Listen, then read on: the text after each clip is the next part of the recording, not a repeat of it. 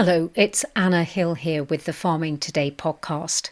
We seem to have started something of a debate after a farmer told us he might rehydrate his very dry feed barley before selling it. We ask, is that a good idea? I would be really nervous. I really wouldn't advocate it at all.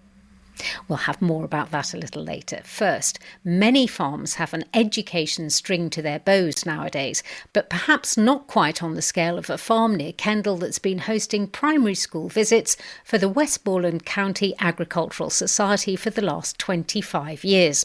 Hundreds of children from 42 different schools from a 30-mile radius, including urban centres like Barrow-in-Furness and Morecambe, flocked to Roger Mason's farm recently to learn what farming's all about. It's a huge event, spread over 2 days, with 300 volunteers from the Agricultural Society alone, not counting the 100 or so teachers and parents who help out too.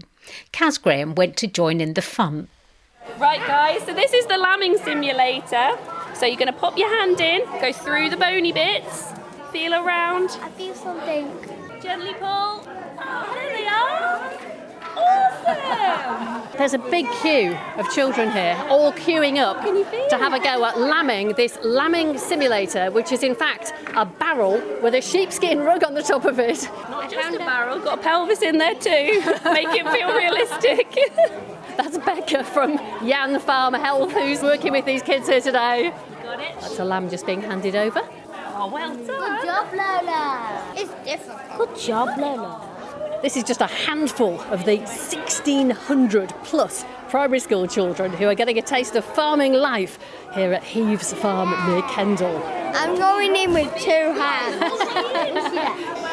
Well, Roger Mason farms here at Heaves. We're basically a dairy farm, milk 200 cows and a lot of young stock, and a lot of young beef calves, stall calves. And you've been running this event on your farm for some years now. Yeah, I've been doing it since year 2000, every 2 years.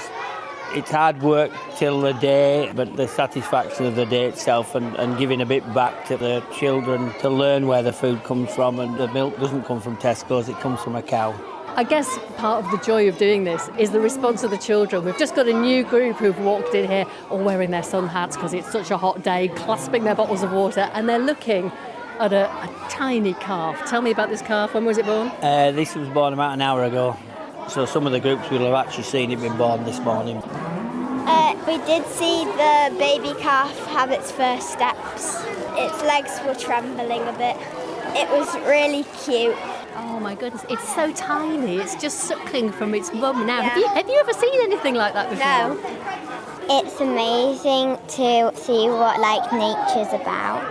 What else have you learned here today? If you eat Weetabix, it comes from the corn, the bits of corn that you don't use to make it. It goes into hay and stuff. I like seeing all of the different machines that they use on the farm, and all the different things that you can do on the farm. So I am Lisa Andrews and I'm coming from Gilside School, and we've brought with us about 140 children from year 3 and year 4. It's so important that our children understand farming and the environment, because even though we are in the local area, a lot of them don't experience it in their day-to-day life and know where their food comes from. It's just wonderful. So I have just walked through the milking parlour. I've learned all about silage. There's a load of kids watching a sheep shearing demonstration. Just in front of us here, there's a big old sow who is sunbathing in her pen with about 8 piglets next to her as well. And I'm coming into the poultry tent, and this is a tent that really tells the farm to dinner plate story. We've got a load of hens on one side, we've got some fluffy chicks over there, and right here we have got a very popular eggy bread cooking station. I'm here with Matthew Robinson, who's chair of the Westmoreland Agricultural Society, who organise these farm visits. Well, you've seen today, everybody on each station is passionate about agriculture and rural community. We're not trying to pull the wool over their eyes. We show them where the food comes from, how it's produced, how we care for our livestock, and just lovely to see them learning. Just eggs, milk, bread, now into a frying pan, and it's just crisping up. What's the verdict for those of you who haven't had it before? 1,000,000 out of 10. That's breakfast sorted. Kaz Graham there and hundreds of children. Now, if you were with us yesterday, you'll know that there are multiple challenges facing the fishing industry, and we're discussing many of them throughout the week. For those working in the sector, the pressures can be huge, from extreme weather to rising costs. Many fishermen are running small family businesses in what can be a precarious enterprise. So how do you keep it resilient when there are so many changing factors? Marie-Claire Carey-Jones went to Oxwich Bay on the Gower in Swansea, where she met fisherman Dan Greening. You're looking at Oxwich Bay, and the two boats, on the fishing boats on the moorings there. One's mine, the Saran, and the other one's my father's, the Shepton. I'm on my 19th year down here now, and my father's on his 39th. So what are you and your dad fishing for? Mainly lobster and crab. We started a couple of years ago on whelks. That's just to tie us over. The price on everything has gone up so much.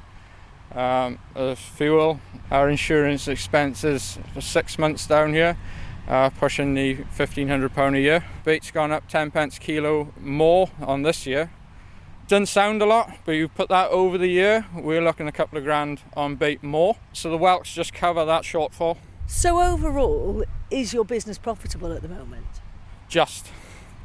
If the expenses go up any more, then it won't be. And it's really hard. Like, if you don't make it in these months now, your season's a write-off.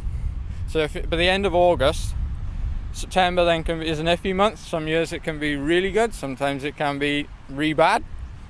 That's what everything hinges on, is making it in these months. Well, I've just wandered down the beach now to talk to Lee Haig, who is the Fisherman's Training Advisor with Seafish. Lee, we've just heard Dan's story. Is that common for fishermen here in Wales? I think you'd probably find that the story is the same all around Wales with all the fishing industry. The prices the fishermen get for their catch haven't kept pace with the prices of the expenses within the industry. It is difficult, but these chaps like Dan here and his father, it's been their life. This is what they know and what they enjoy. Even if it's really, really difficult, they will continue, I'm sure. That's why the Welsh Government commissioned a report called Building Resilience in the Fishing Sector in Wales. And I'm about to meet Alicia Davis from Public Health Wales, who was one of the report authors. Hi, hello, welcome.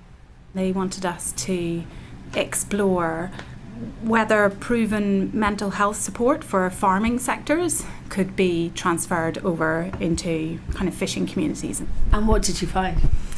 It was really, really interesting, and we had some fantastic discussions with the fishers communities across different parts of Wales, and worked with lots of different stakeholders, and had some really frank discussions about the challenges that the fishing communities face, those financial uncertainties, fishing itself, you can't control where the fish are, and then the long hours and physically demanding at sea, often on your own. But one of the things that really shone through was the importance of having support mechanisms that actually can fit within some of the structural systems that they operate in, and how any support for fishing communities, much like farming sector, needs to understand the specific context that those individuals are living and working in, not just the fishers themselves but their families. And has that been happening since the report?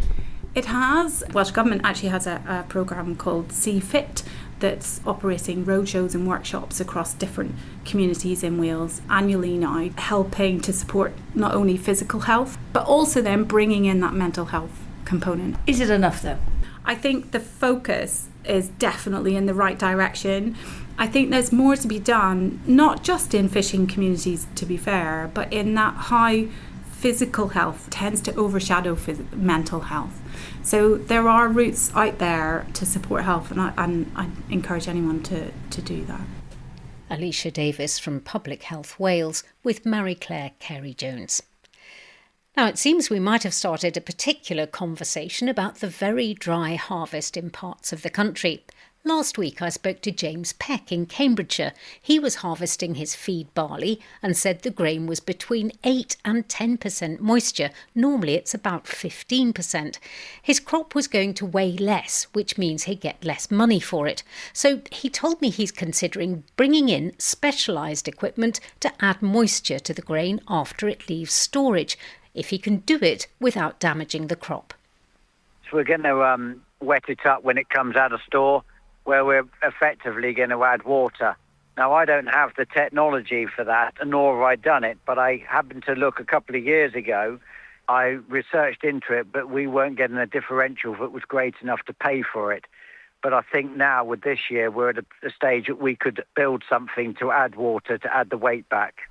Farmer James Peck. Well, his comments have raised a lot of questions, and we've received several emails from you asking, are there rules and regulations about adding moisture to a harvested crop?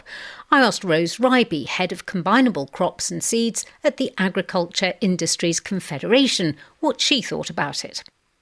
I mean, if we're talking about farmers re-wetting grain, I would be really nervous. I really wouldn't advocate it at all. At the minute in time, it would be a very uncontrolled method as to how they do it and how they go about it. But it would also really concern me from a food and feed safety perspective, and the legal implications that go with that. And likewise, the contamination from the water also. So while in theory it could be a good idea, I think in practice, with the facilities that we have at the minute in time, I wouldn't be advocating it. Are there any legal or rules and regulations around this, do you know? No, there are no specific rules in relation to wetting grain from a farm perspective. What I would ensure you do is check with your assurance schemes, speak to your merchant or your customer, and you're communicating about what you're doing and the issues that you're having, and talk to them about resolving what the best way forwards is. Obviously, the maltsters and millers do, but it's part of their processing and very controlled. Yeah, so I've spoken to a flour miller who told us that they do condition wheat with water, but they have very sophisticated equipment that gets the grain ready for milling. It's misted with water, but it has to be consistent for every single grain. Yes, so I mean, as you've mentioned, from a miller and maltster perspective, they are very controlled industrial processes. So those processes aren't, we're presuming, comparable to adding water to grain on farm. Are there any regulations about altering what you've got off the field before you sell it, even though it might have been stored for some time? We don't have regulations. I think what we do have is good storage guidance. So, I mean, the polar opposite, which is what we probably see more often than not, is grain coming in wetter than hoped, and therefore there is a process for storing that safely, the drying that goes with that, keeping the grain aerated. So I think the biggest worry bringing grain in at such a dry moisture is the actual physical temperature of it. So it's ensuring that we can store that grain safely, it sort of doesn't self-combust basically, and that we reduce the temperature of the grain. At the bottom of all of this is ensuring that food and feed safety is met. I mean, uneven wetting is technically difficult. It can create localised issues, mould, spoilage, mycotoxins, if things are managed correctly. Rose Ryby from the Agricultural Industries Confederation. That's all from us. I'm Anna Hill. The producer was Rebecca Rooney. Farming Today is a BBC Audio Bristol production.